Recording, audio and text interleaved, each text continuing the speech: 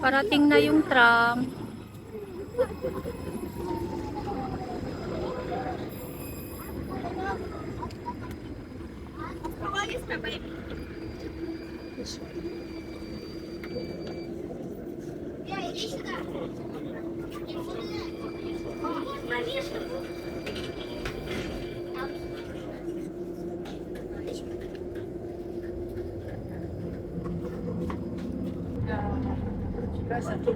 НЦК Ростокина, платформа Ростокина.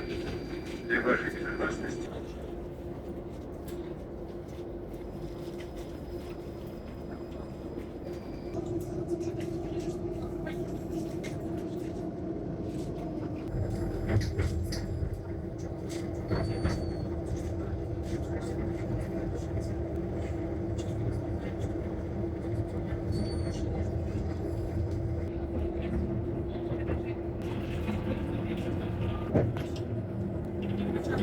Magalaw yung train.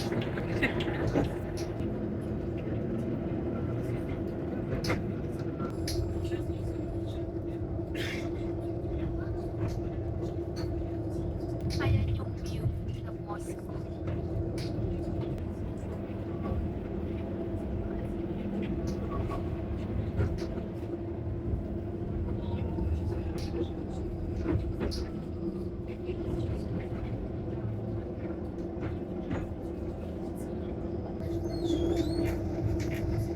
Ganito kadaming transportation dito sa Moscow. Very convenient. Bus, tram, metro, taxi.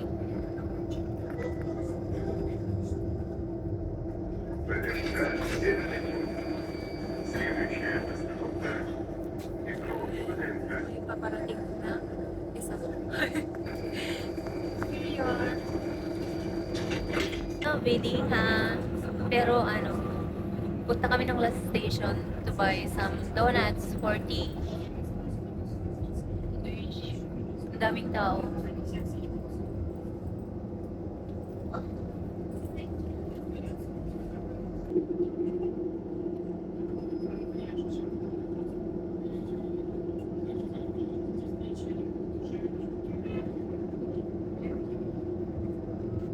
Grabe ang daming tao.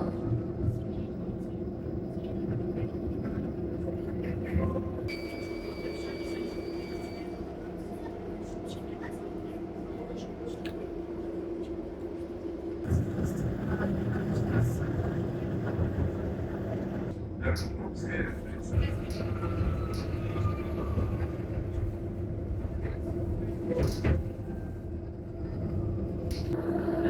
Nagsasalbad siya.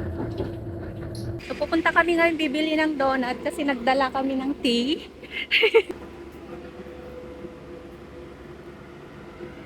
Yan na yung train, yung tram. Paalis na naman. Bali, ito yung last stop.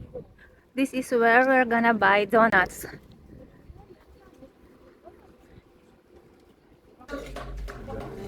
There are queues of people buying. It's a fried donut, actually.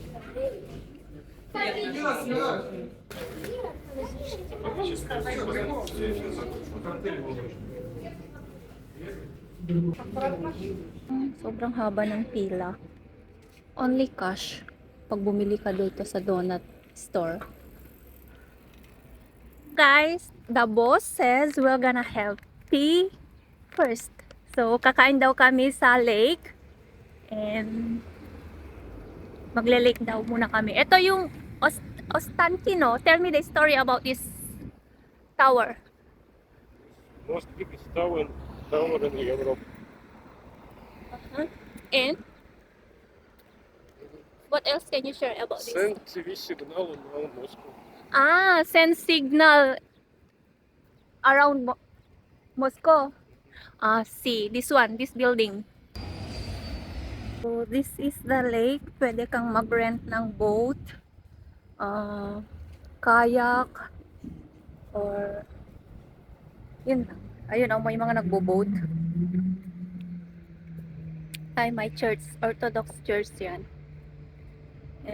Here. Ang daming wild dogs. Kita nyo? Yung mga wild ducks. Ayan.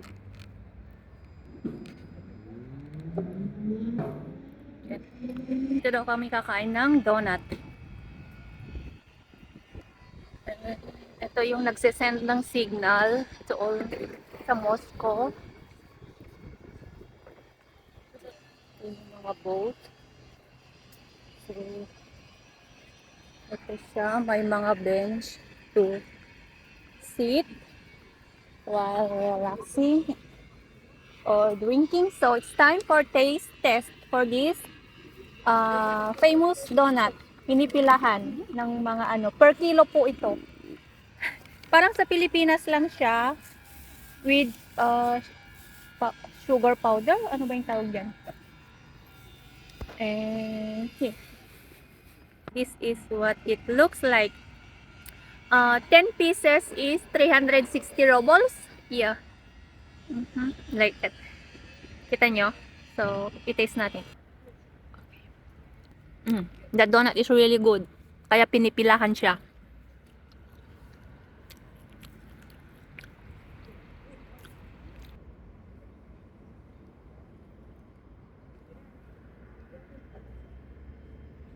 May mga nagpapakain na mga ducks. So, let's take a picture. Ang dami nila. Grabe.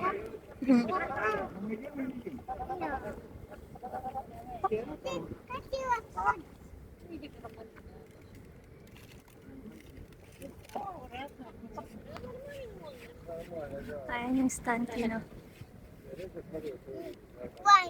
Перевернется, плавать умеет.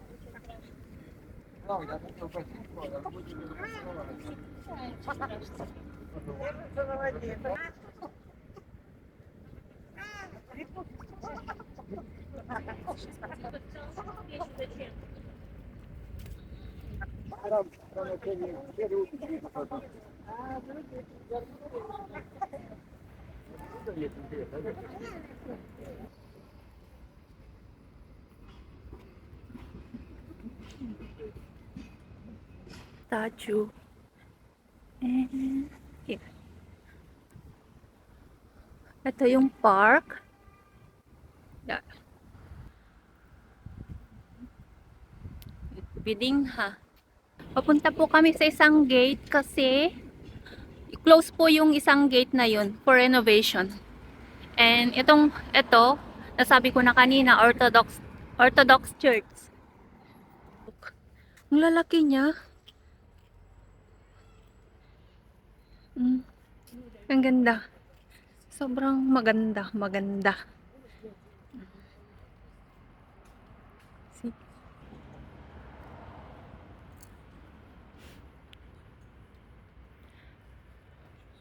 Nandito na tayo. Papasok. Ito, pwede kang mag-rent ng bike at saka children's car. See? Stankino Park pa lang to, hindi pa siya Bidingha.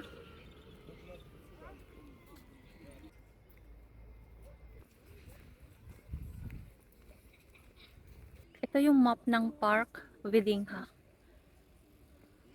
Translated na siya ng Chinese and also English. See?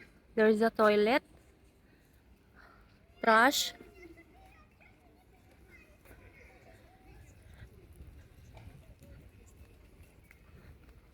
Sino ba ang hindi maa-amaze sa ganda ng place na to? Super green, super fresh ng air. So, a lot of people pupunta dito for walking.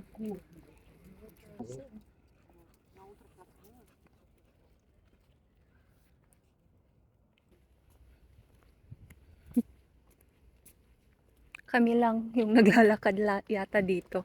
Hindi siya matao. Pero yung ibang part ng mamaya, crowded yun.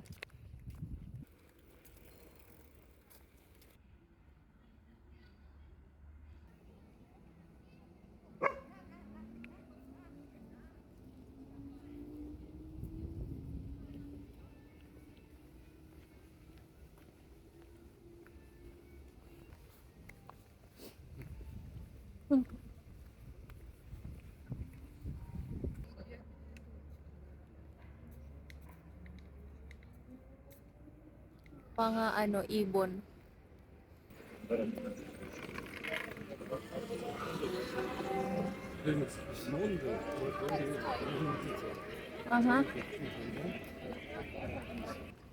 Hindi ngayon Sabado or Sunday, pero ang dami pa ring mga tao dito. Akala namin walang mga tao ngayon.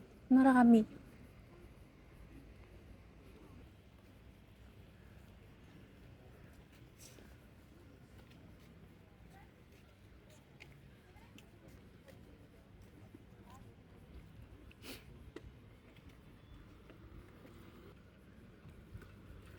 Itong building na to is aquarium yan. Malaking aquarium.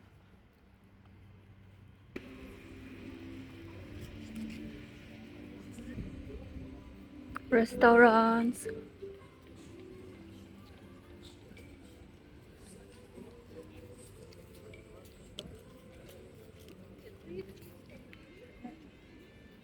Gandang flowers nito. Tsaka ito. Ayan. Ang ganda. Dolphin. Dolphin. Kasi ito yung Moscovarium. Hanggang dyan.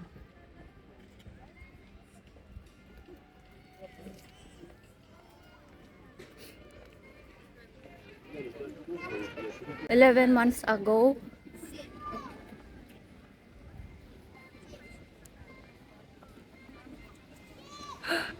tindahan ng mga tubig, ice cream. Is napakagandang bulaklak. Diba? Ang ganda niya.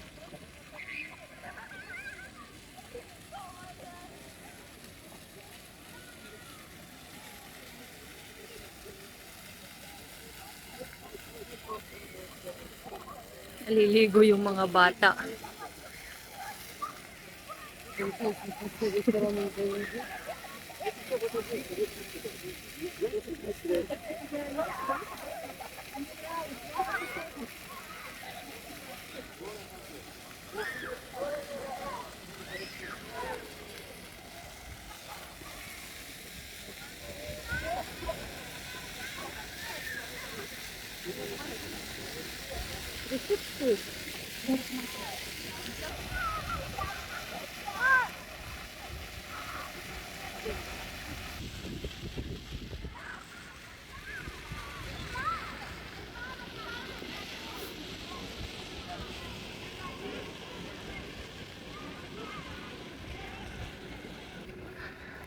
Bali, itong bidding is an exposition where pinapakita nila lahat yung mga different kinds of flowers.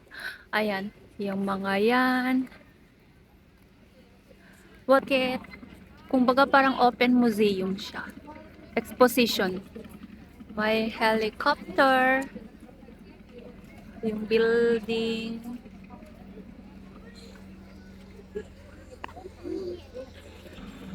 Tumutunog din siya.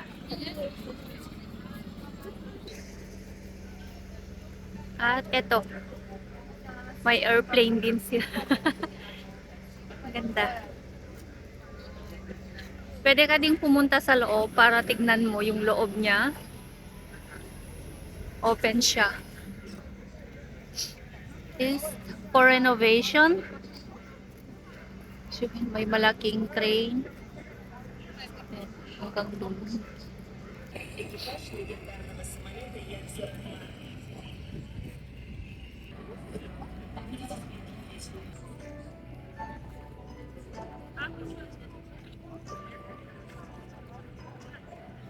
Sobrang dami ng tao. Promise. Naalala ko, holiday pala ng mga summer break pa nila. Kaya, maraming tao. Sa September pa ang pasok. So, museum.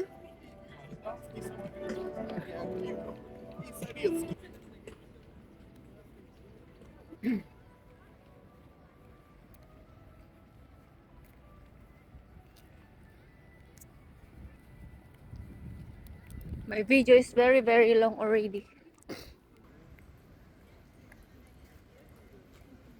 tindahan ng mga pagkain.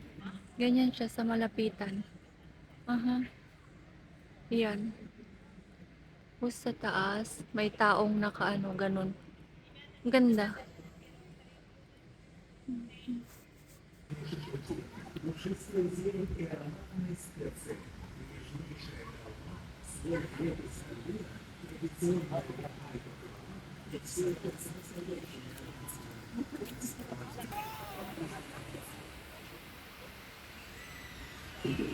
Yung front ng building na maganda na sabi ko kanina is eto siya.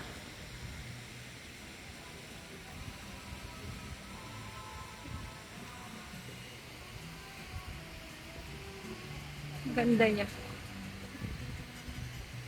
Tapos doon, another big building.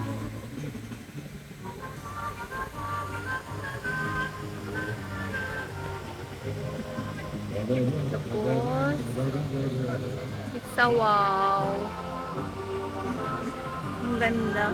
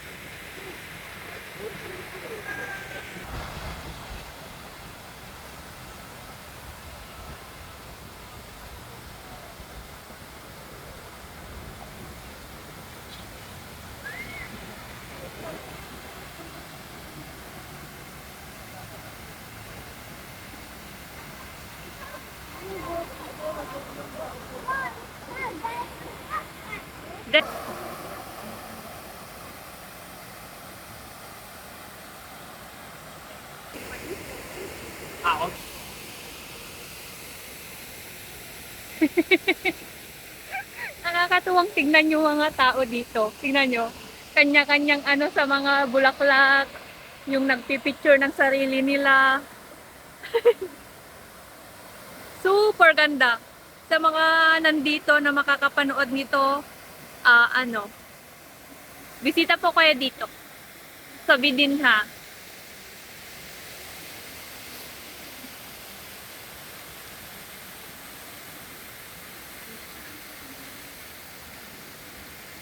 Yun lang po. Thank you. And ko na yung video.